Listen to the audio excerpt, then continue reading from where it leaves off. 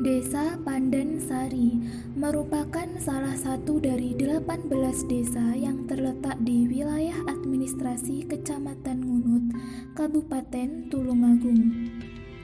Terletak 15 km arah tenggara kota Kabupaten Tulungagung dan 5 km arah selatan dari Kecamatan Ngunut. Desa Pandansari terbagi menjadi 3 dusun, yaitu Dusun Pojok, Dusun Kerajaan, dan Dusun Jati dengan batas-batas wilayah sebelah utara Desa Purworejo, sebelah selatan Desa Balisono, sebelah timur Desa Sumringin Kulon, dan sebelah barat Desa Miri Gambar. Memiliki potensi sumber daya alam berupa lahan pertanian sawah dan lahan pertanian tegal yang sangat baik untuk dikembangkan dalam peningkatan produktivitas pangan. Selain itu, Desa Pandansari memiliki potensi sumber air yang cukup baik untuk pengembangan budidaya ikan air tawar. Assalamualaikum warahmatullahi wabarakatuh. Perkenalkan, nama saya Finitmatul Maula, mahasiswi jurusan Akuntansi Syariah, Fakultas Ekonomi dan Bisnis Islam IAIN Tulungagung. Di video kali ini saya akan menceritakan praktik pengalaman lapangan saya di BUMDes Cipta Mandiri Sejahtera Desa Pandansari, Kecamatan Ngunut, Kabupaten Tulungagung.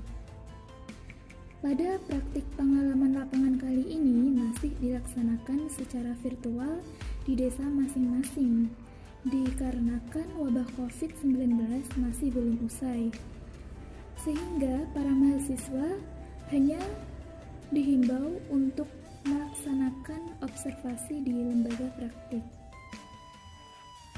Judul praktik pengalaman lapangan yang saya ambil kali ini yaitu penerapan standar akuntansi entitas tanpa akuntabilitas publik pada laporan keuangan badan usaha milik Desa Cipta Mandiri Sejahtera Desa Pandansari, Kecamatan Ngunut,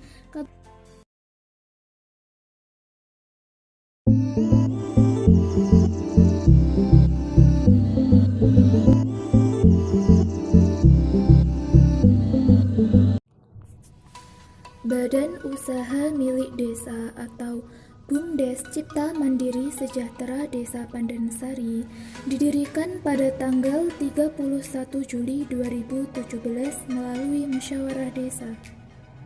Mengemban amanat sesuai Peraturan Desa Nomor 2 Tahun 2017 bahwa untuk meningkatkan kemampuan keuangan pemerintah desa dalam menyelenggarakan pemerintahan, pembangunan dan kemasyarakatan, serta pengembangan potensi kekayaan desa guna meningkatkan kesejahteraan melalui berbagai kegiatan ekonomi masyarakat. BUMDes Cipta Mandiri Sejahtera memiliki 3 unit usaha, yaitu unit usaha perikanan, unit usaha konveksi mukena, dan unit usaha simpan pinjam.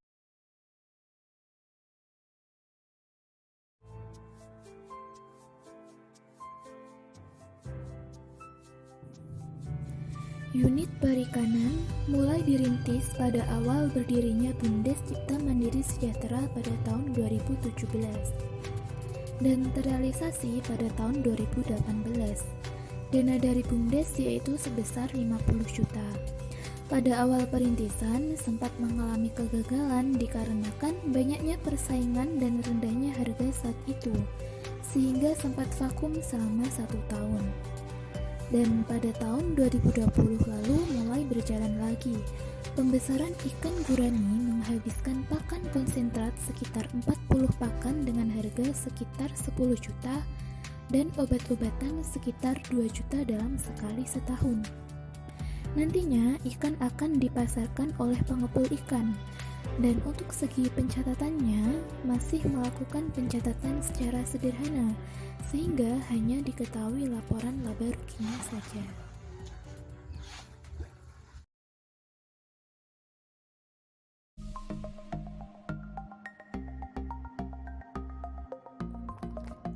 Konveksi Nilna Mukena. terletak di Dusun Pojok, Desa Pandansari. Berdiri pada tahun 2015 dan di bawah naungan BUMDes pada tahun 2018.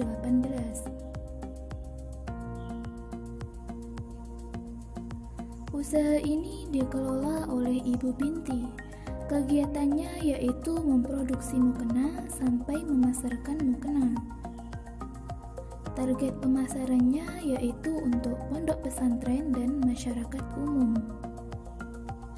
Dalam menjalankan usahanya, Ibu Binti dibantu oleh para karyawannya yang kurang lebih berjumlah 50 karyawan, yang terdiri dari 30 karyawan dalam dan 20 karyawan luar, yang masing-masing memiliki tugas seperti pemotong kain, penyablon, penyolder, penjahit, pembordir, pengobras, pencuci, pemaking, serta admin. Mukena yang diproduksi memiliki variasi bahan seperti kain polino, rayon Bali, semi sutra, sutra blis, katun Jepang, parasit, dan lain-lain. Dan dibanderol mulai harga 85.000 sampai 175.000.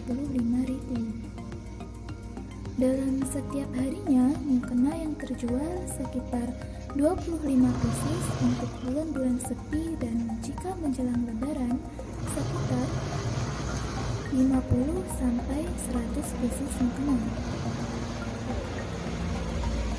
Usaha konveksi nilna mukena memiliki omset sekitar 90 juta hingga lebih setiap bulannya.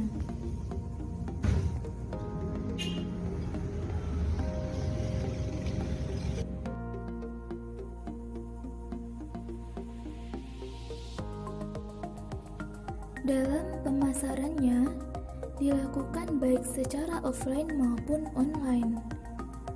Secara offline yaitu dari mulut ke mulut warga sekitar, dan secara online melalui media sosial seperti Facebook, grup WhatsApp melalui reseller, dan juga Shopee. Dalam segi pencatatan, Ibu Binti masih melakukan pencatatan secara sederhana dan belum sesuai dengan SAK etap. Beliau hanya mencatat seluruh biaya-biaya yang dikeluarkan dan pendapatan penjualannya saja, sehingga hanya diperoleh laporan laba ruginya.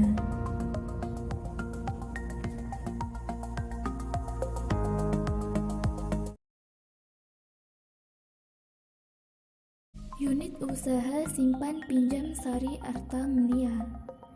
Unit ini berada di Dusun Kerajaan, Desa Pandansari. Mulai beroperasi dari tahun 2018 dan dikelola oleh Ibu Nur Syamsiah. Kegiatan utamanya yaitu memberikan jasa kredit atau pinjaman kepada masyarakat yang membutuhkan dana. Sumber dana diperoleh dari dana desa sebesar 130 juta. Dan kini memiliki sekitar 55 nasabah aktif. Ibu Nur mengatakan bahwa tidak ada persyaratan khusus dalam menjadi nasabah yang ingin meminjam, yaitu cukup membawa identitas diri berupa KTP yang menyatakan bahwa calon nasabah tersebut betul-betul warga Desa Pandansari. Jumlah minimal pinjaman yaitu 2 juta rupiah dan maksimal sebesar 7 juta rupiah. Angsuran dicicil sebanyak 9 kali selama 3 tahun dengan bunga pinjaman 0,6%. Ibu Nur menyatakan bahwa tidak terdapat kendala yang signifikan terkait pengoperasian usaha. Namun yang disayangkan adalah banyaknya calon nasabah yang ingin meminjam, namun dana modal unit usaha simpan pinjam ini yang terbatas. Berdasarkan wawancara saya dengan Ibu Uswatun Hasanah selaku Bendahara BUMDes Cipta Mandiri Sejahtera, mengatakan bahwa dalam penyajian laporan keuangan masih mengalami kesulitan, terutama dalam membuat laporan keuangan. Hal ini yang menjadikan proses pelaporan keuangan sedikit terhambat. Terbukti pada tahun 2020 ini, laporan keuangannya masih pada tahap penyelesaian. Sedangkan pada laporan keuangan tahun 2019 ini masih belum sesuai dengan standar akuntansi keuangan entitas tanpa akuntabilitas publik. Jadi, apa sih SAK ETAP itu? SAK ETAP adalah standar akuntansi keuangan untuk entitas tanpa akuntabilitas publik. Artinya, SAK ETAP diperuntukkan bagi entitas yang laporan keuangannya tidak akuntabel untuk publik secara luas. Biasanya diterapkan oleh usaha kecil dan menengah karena tidak memperjualbelikan sahamnya di pasar modal. Sesuai dengan standar lingkup SAK ETAP, maka standar ini digunakan oleh entitas tanpa akuntabilitas publik. Entitas tanpa akuntabilitas publik yang dimaksud adalah entitas yang tidak memiliki akuntabilitas publik signifikan dan tidak menerbitkan laporan keuangan untuk tujuan umum atau untuk pengguna eksternal. Suatu entitas memiliki akuntabilitas publik yang signifikan jika entitas tersebut telah mengajukan pernyataan pendaftaran pada otoritas pasar modal atau regulator lain untuk tujuan penerbitan efek. Pada pelaporan keuangan ETAP, yakni memiliki 5 laporan keuangan, yaitu laporan neraca, laporan laba rugi, laporan perubahan modal, laporan arus kas, dan catatan atas laporan keuangan. Kurangnya pemahaman mengenai pencatatan akuntansi merupakan salah satu permasalahan yang dialami di BUMDes saat ini, ditambah sulitnya mencari sumber daya yang cakap dan mau bekerja sama dan berkontribusi dengan BUMDes.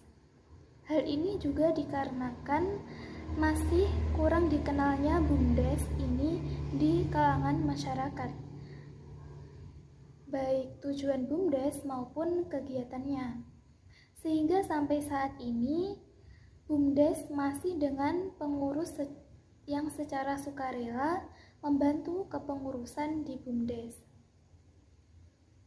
Dari permasalahan-permasalahan tersebut, alangkah baiknya pihak BUMDes sering melakukan sosialisasi dan merangkul para pemuda-pemudi maupun wirausahawan untuk bekerja sama dan menyadarkan mereka betapa berpotensinya BUMDes ini menjadi pusat ekonomi yang berdaya dan berprestasi jika masyarakatnya saling bekerja sama.